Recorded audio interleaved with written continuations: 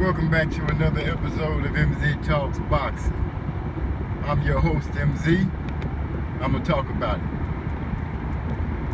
Now, I'm going to ask a question, pose a question, bring the question up.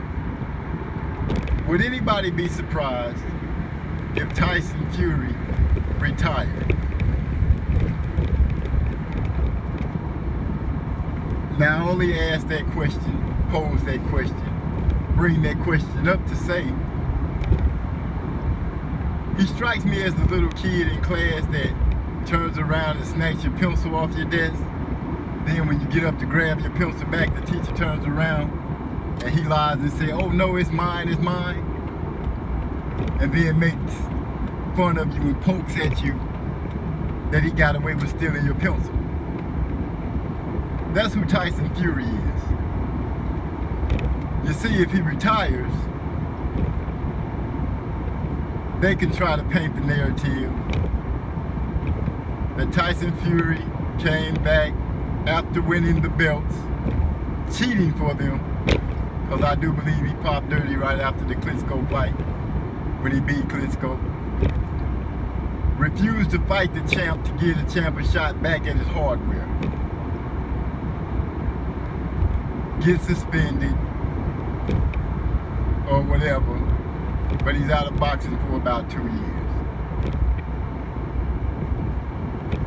Then, on the horizon, the warrior, the bronze bomber, who is touting the highest knockout rate in boxing history. Brash, unapologetic, and he's been holding on to the WBC belt for 5 years, and he defended it 10 times. Tyson Fury was able to cheat the knockout artist out of his belt. Yeah, I can see him trying to retire, trying to act like he had such a great career, how he beat off all oncomers, took on all takers, 30-something fights, no defeats. I can see that cocksucker saying, "I've done everything in boxing, there's nothing else for me to do." That's a horrible accent, but y'all get the picture.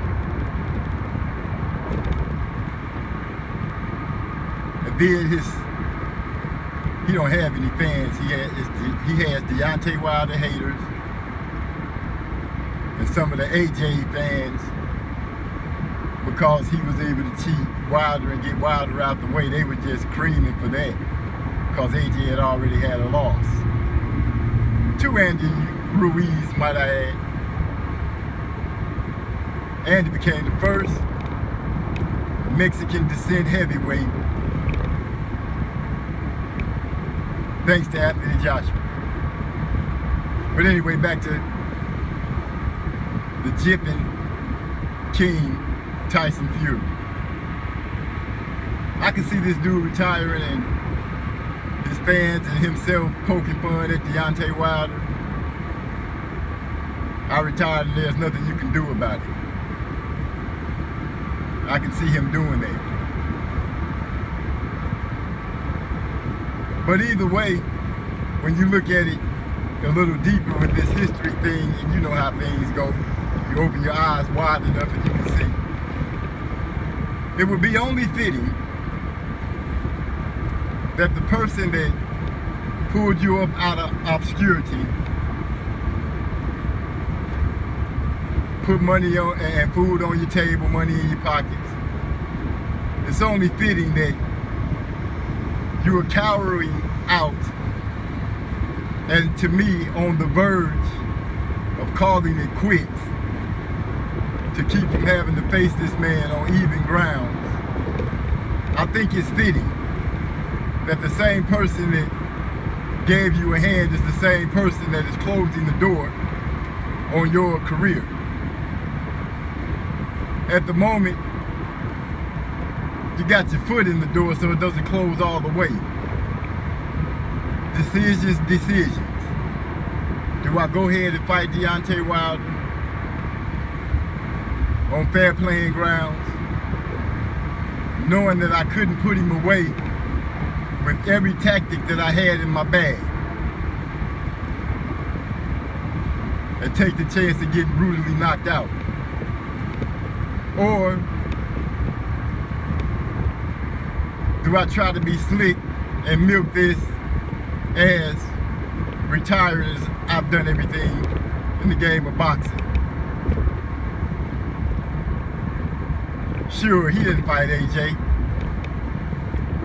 but he can tout that AJ was afraid of Wilder, and that's how AJ lost his belt to Andy. Of course he got him back, but I can just see him taking shots at AJ like that. What do you think?